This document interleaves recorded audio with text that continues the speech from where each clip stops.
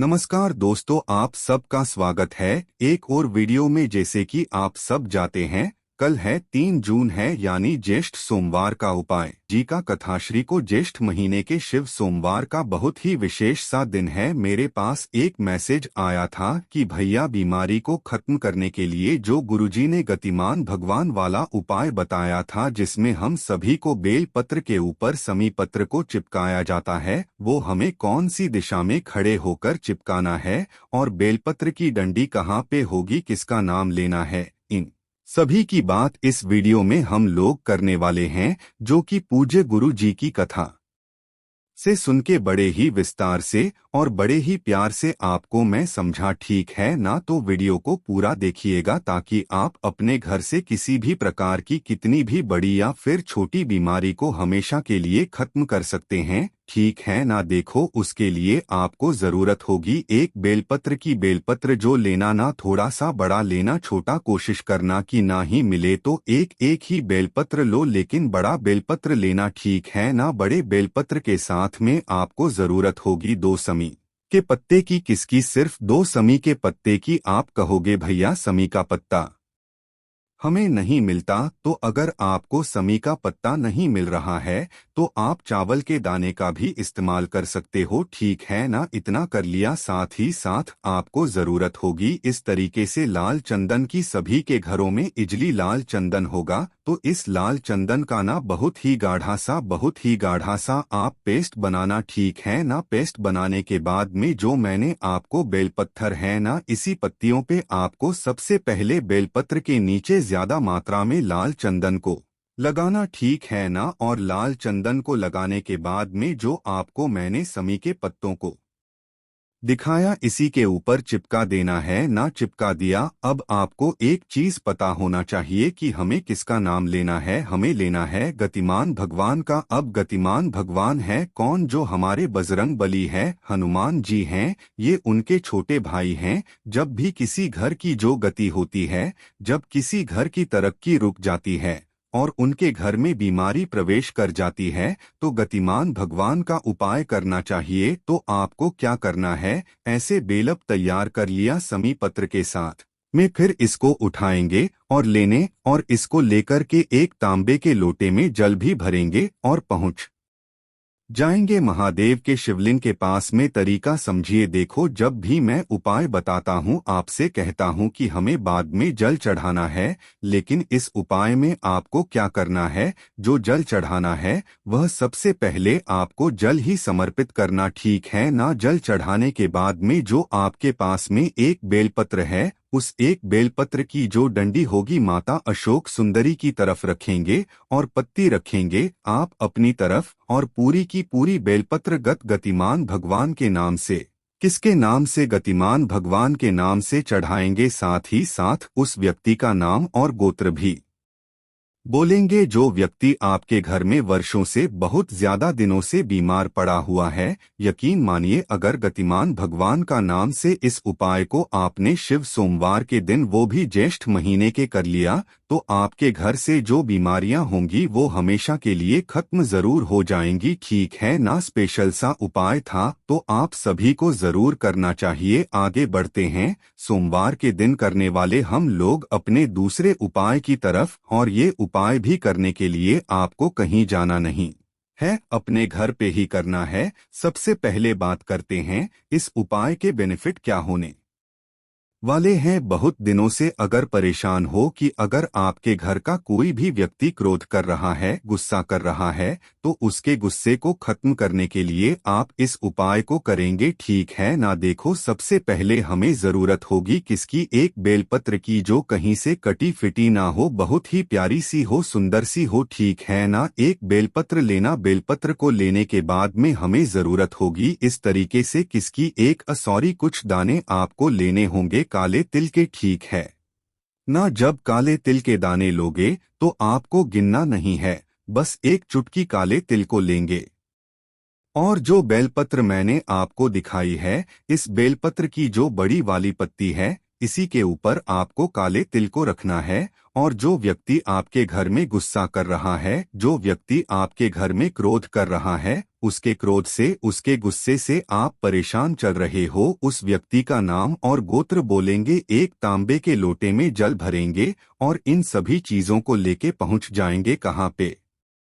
महादेव के शिवलिंग के पास में। यहीं पे स्टार्ट होता है कि तरीका कि हमें चढ़ाना कहाँ पे है और पहले जल चढ़ाएंगे या पहले बेल बत। ठीक है ना? देखो, फेस रखना उत्तर दिशा यानी कि नॉर्थ डायरेक्शन। सबसे पहला काम करेंगे, आपको एक लोटा शुद्ध जल तांबे के लोटे से श्री शिवाय नमस्तुभ्यम का जप करते हुए महादेव के शिवलिंग के ऊपर पहले जल को ही समर्पित करना। ठीक है ना? पहले जल चढ़ा दिया। अब जल को चढ़ाने के बाद में जो भी आपके पास में काले तिल के साथ में बेलपत्र है, एक नाम यहाँ पर मैं लिख रहा हूँ। जब भी हम क्रोध को खत्म करने के ये काले तिल का इस्तेमाल करते हैं तो श्रम्भेश्वर महादेव का नाम लेते हैं। कौन से महादेव? श्रम्भेश्वर महादेव के नाम से उस व्यक्ति का नाम और गोत्र बोल करके उस काले तिल को बेलपत्र के साथ अगर आपने समर्पित कर दिया, जो भी व्यक्ति आपके घर में क्रोध कर रहा, गुस्सा कर रहा, उसके गुस्से को, उसके क्रोध को आप हमेशा के लिए खत्म जरूर कर सकते हैं। बहुत ही छोटा सा उपाय था तो आप सबको करना चाहिए। तो 2 उपाय की हमने बात कर ली है। आगे बढ़ते हैं इस वीडियो कि हम लोग अपने तीसरे उपाय की तरफ। और यह तीसरा उपाय हमें करना है समी पत्र के साथ में। कैसे करना है और क्या फायदे हैं, उससे पहले जल्दी से करेंगे वीडियो को लाइक। मेरे जितने भी भाई बहन आवाज मेरी पहली बार सुन रहे हैं, जल्दी से चैनल को सब्सक्राइब करिएगा। ठीक है ना? देखो, समझने की कोशिश करते हैं। सबसे पहले तो बात करते हैं कि इस उपाय को अगर आप करते हो तो इसके फायदे क्या होने वाले हैं। अगर आपके घर में नेगेटिव एनर्जी घुस गई है, अब जब आपके घर में नेगेटिव एनर्जी आती है तो आपको पता कैसे चलेगा? आपके घर में अनचाही बातों को लेके लड़ाइयां हो जाएंगी, घर में पैसे नहीं टिके, हमेशा घर का हर व्यक्ति क्रोध करेगा, गुस्सा करेगा, घर में लड़ाइयां होंगी। यही एक आप समझ सकते हो कि अगर ऐसा कुछ आपके घर में होता है, इसका मतलब नकारात्मक ऊर्जाएं आपके घर में प्रवेश कर चुकी हैं।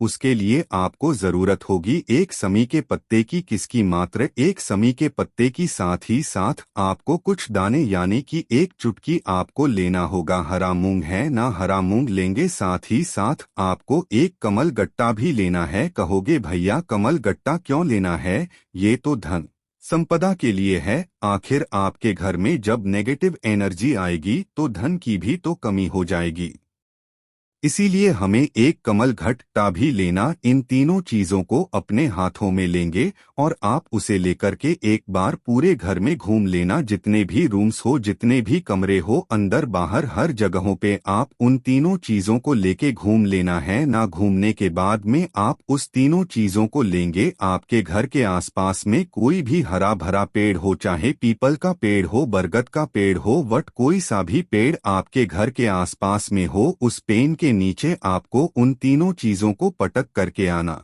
ऐसे रख करके नहीं आना, पटक करके आना है। जब पटकोगे तो वहां पर आपको 2 नामों में से कोई भी एक नाम लेना है। एक नाम तो है अवधूतेश्वर महादेव। कौन से महादेव? एक नाम है अवधूतेश्वर महादेव और एक नाम है चंपेश्वर महादेव। दोनों में से किसी भी महादेव का नाम लेकर के अगर उन तीनों चीजों को आप पटक करके चले आते हैं तो यकीन मानिए आपके घर में कभी भी नेगेटिव एनर्जी प्रवेश नहीं करेगी। और अगर वो कर चुकी है तो आपके घर से कब बाहर जाएगी आपको पता भी नहीं चलेगा और आपके घर में सुख शांति समृद्धि का निवास हमेशा बना रहेगा। ठीक है ना? तो यहाँ पे 3 उपाय की हमने बात कर ली है। आगे बढ़ते हैं। अब इस वीडियो के हम लोग अपने सबसे छोटे और बहुत जरूरी से उपाय की, जो कि आज के टाइम पे हर एक घर की समस्याएं हैं, और वो है भैया हमारे घर में धन की कमी है, भैया हमारे घर में कर्ज की समस्या बहुत ज्यादा बढ़ गई है।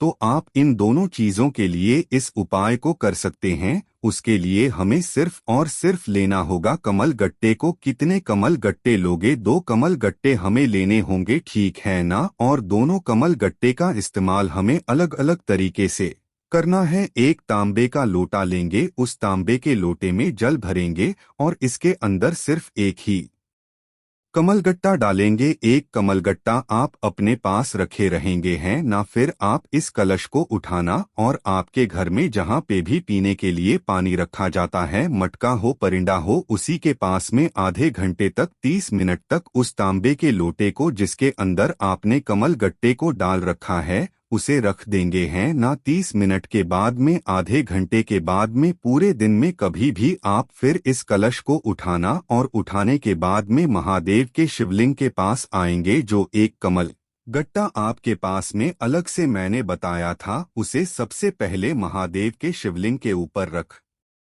देना है ना, और रखने के बाद में रिद्धि सिद्धि के नाम से, कुंदकेश्वर महादेव के नाम से वो जल इसी कमल गट्टे के ऊपर आप समर्पित कर देना। और जो एक कमल गट्टे के ऊपर आपने जल को चढ़ाया है, उसी कमल गट्टे को उठा करके उसे अपने घर की तिजोरी में, अलमारी में, गल्ले में, जहां पर भी रुपए पैसे रखते हो वहां पे रख देना। तो आपके घर में कभी धन को लेकर कोई कमी नहीं हो सकती, हमेशा मां लक्ष्मी का वास आपके घर में बना हुआ होगा। एक चीज का ध्यान रखेंगे, जब आप जल को चढ़ाओगे तो उसी कमल गट्टे के ऊपर ही जल को चढ़ाएंगे, दूसरे कमल गट्टे वाला जल। और जो कमल गट्टे के ऊपर जल को चढ़ाओगे उसी कमल गट्टे को उठा करके रखना है। जो कलश के अंदर कमल गट्टा है उसे महादेव के शिवलिंग के ऊपर छोड़ करके आना है। बात आ रही क्या समझ में? तो यहाँ पे हम सभी लोगों ने कोशिश की है, बहुत ही अच्छे, बहुत ही प्यारे से उपाय की, जो कि आप सभी को सोमवार के दिन जरूर करने चाहिए। तो अगर वीडियो पसंद आती हो तो लाइक जरूर करिएगा। कुछ पूछना है, नहीं समझ में आया, नीचे कमेंट सेक्शन में पूछ